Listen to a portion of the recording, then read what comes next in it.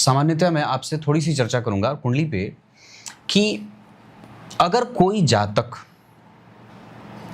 किसी जातक की कुंडली में मंगल दशम स्थान में हो, बहुत ध्यान से समझिएगा, और ये किसी भी लग्न की कुंडली के लिए यह सूत्र लागू होता है।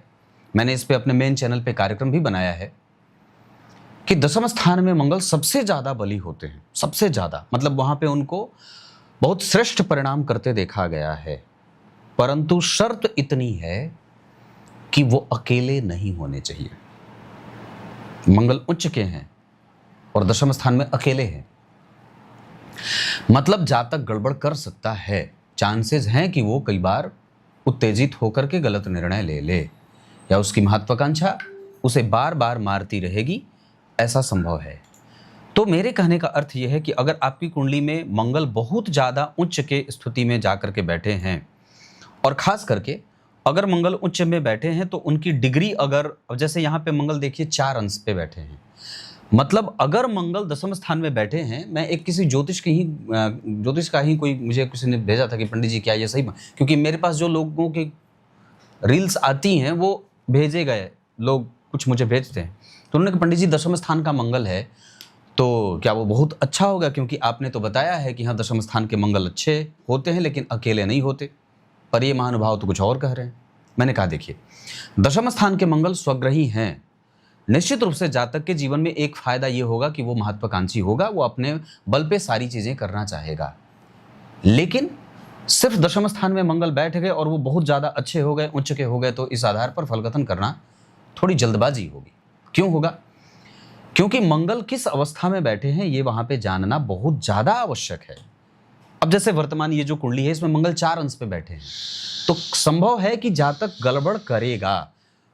20 से 25 अंश, 10 से 20 अंश, 10 से लेकर के 28 अंशों, 10 से 20, 20 से 28 अंश का तो जो मंगल होगा वो काफी एक्सपीरियंस मंगल होगा, और लेकिन यहाँ पे उसके कंफ्यूजन के योग कई गुना बढ़ जाएंगे, या व्यक्ति का जो करियर है वो थोड़ा बहुत संशयों के बीच से गुजरता है।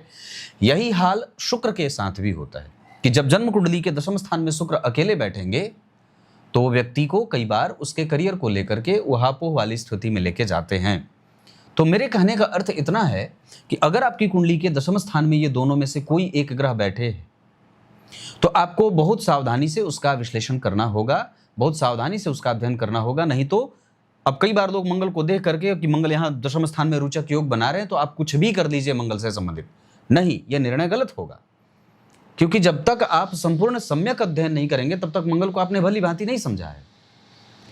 तो 4 अंश के मंगल और 28 अंश के मंगल में अनुभव का अंतर होगा। 28 अंश वाले मंगल बहुत अनुभवी होंगे, वो दूरदृष्टता उनके पास ज्यादा होगी, जबकि 4 अंश वाले के पास जो दूरदृष्टता है वो कम है, वो नहीं है, उस पर आप विश्वास 100% नहीं कर सकते।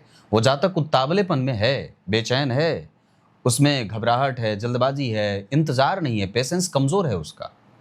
20 अंश वाले मंगल पेशेंस के साथ काम करते हैं, उसको सेनापति बनाया जा सकता है, जबकि 4 अंश वाला सेनापति की दौड़ में है, वो सेनापति नहीं है।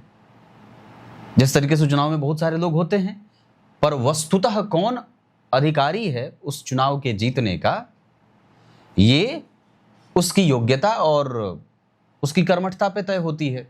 तो वैसे ही यहाँ पे मंगल अगर आपकी कुंडली में 4 अंश पे बैठे हों, 1 से लेकर 10 अंश के बीच में भी बैठे हैं, तो ये कहीं ना कहीं आपको ये शाइन करते हैं, ये बता रहे हैं कि बाबू रे अभी सावधान रहो, जल्दबाजी मत करो, पेशेंस के साथ काम करना है, धैर्य के साथ काम करना है। और उसकी जल्दबाजी उसके स्वभाव में दिख जाएगी, उसका व्यवहार बहुत सारा जो है वो कई बार कांपता हुआ सा है ना। तो ये मैंने इसलिए बताया। इसके साथ एक पक्ष और भी होगा कि अगर उस मंगल पे शनि का प्रभाव है, जैसे कि इसी मंगल पे शनि का प्रभाव है, तो अब जब शनि और मंगल आमने सामने हो जाएंगे तो फिर आपको और भी ज्यादा सावधान होना होगा, क्योंकि तब यहाँ पे एक निगेटिविटी भी आपके ऊपर हावी हो रही है। और शास्त्र में इसकी बात कही गई है कि जब कभी भी शनि और मंगल एक दूसरे से समसप्तक हो जाएं, चतुर्थ दशम में हो जाएं, तो व्यक्ति का जीवन कई मामले में उदाहरण बन जाता है। अब ये उदाहरण कई बार बुरा ज्यादा बन जाता है, अच्छा कम। उस व्यक्ति के जीवन में घटित होने वाली घटनाएं कई बार समाज के लोगों को अनुभव दे जाती हैं, सीखने वाला बना जाती हैं। कई बार उसके साथ देखो ऐसा हो गया, ऐसा मत करना कि तुम्हारे साथ भी वैसा ही हो जाए जैसा इसके साथ हुआ।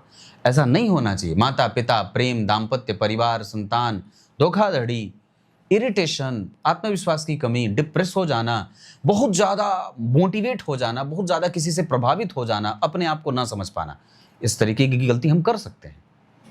तो मेरे कहने का अर्थ इतना है कि आपको अपनी कुंडली में ग्रहों को बहुत अच्छे तरीके से समझना चाहिए। सिर्फ दशम स्थान में बैठ जाने से ग्रह बलवान और मजबूत और कमजोर नहीं होता है, या किसी भी भाव की बात करें तो।